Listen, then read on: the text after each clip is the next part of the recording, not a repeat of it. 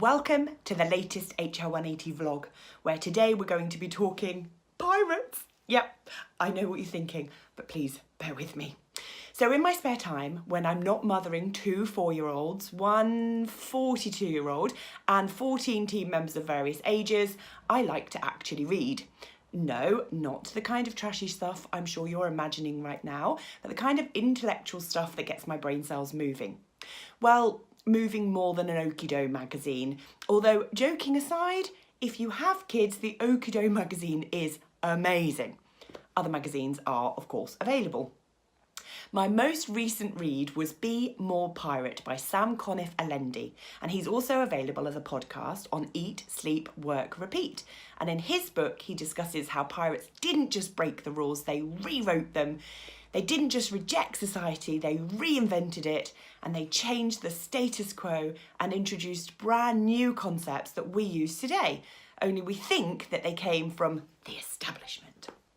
Whilst I would encourage people to read the book, particularly anyone who feels like they would like to rebel or be the next Elon Musk, it did get me considering how pirates actually had a far more evolved leadership and organisational model than the institutions that they were often running from. So now it's time for me to go all A-level history and explain how pirates changed society for the better and how your organisation could actually learn a thing or two from them. Let's start with organisational structure. So everyone in a pirate crew was deemed to be equal and to have an equal say. They used a significantly ahead of their times democratic system whereby they wrote an article of agreement which limited the captain's power and kept order on the ship. And all this at a time when usually the only people who got a vote on land were middle-aged white men. There were numerous roles that helped to balance this power across the ship. So the captain needed to make all the important life and death decisions, such as when and how to engage a target, how to escape, how to deal with an attack. The quartermaster, who had the same authority as the captain, except during battle, well, he commanded the captain and the crew, keeping order and settling conflicts. The sailing master, well, hopefully the clue to what he did is in the name, and the boatswain was responsible for the condition of the ship, and the master gunner ensured that all of the weapons would work when they were needed. This was a truly self-organised team with a flat management structure that depended on ability and results. Power to the people. The captain and quartermaster, the two most senior roles, gained the respect and the cooperation of the crew by being elected by them. They could also be replaced by a majority no confidence vote against them, which meant that mean, cowardly, stupid, brutal or unfair captains were quickly removed and voted out of their position. This meant, in a time whereby the Navy and the Army were still being commanded predominantly by noble airheads who knew more about caviar than warfare, well, not all of them, I guess. There was obviously Wellington and Nelson, but a pirate ship was a total meritocracy. Captains were skilled and dependable seamen, bold and decisive leaders who led the crew by the power vested in them, having demonstrated their ability, not their noble birth. Quartermasters were elected to represent the crew's interests, so they had to have earned the trust and the belief of each and every crew member. The Shareholders Agreement. The Articles of Agreement could loosely be compared with a modern-day shareholders agreement. And how many companies still don't have one of those? You know who you are. It specified what share of the plunder each member of the crew would receive based on their contribution to the running of the ship. It prohibited activities that would cause conflict, such as excessive drinking and gambling and stealing. It outlined the punishments that crew members could expect to receive if they'd been a little bit naughty, and it even covered health and safety in terms of general weapon safety and cleaning. Equality and diversity. The times of this golden era of piracy often see women in subservient roles, constrained by more than just their corsets, and yet there was no role on a pirate ship that women couldn't undertake. My personal favourite, Grace O'Malley, led a 20-ship fleet in the 1570s. Imagine 200 heavily armed Irish career murderers obeying the orders of a woman in the 16th century. Anne Bonny, a wealthy Charleston debutante, ran away to sea where she met Mary Read, and together they would become two of the most feared pirates of the early 18th century, where they scandalised traditional society. Whilst pirates are often seen as savage, violent and mercenary, they were actually liberators and saviours to African slaves.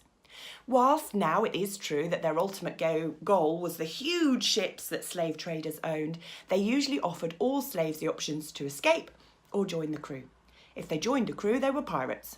White, black or pink with spots, and that gave them equality.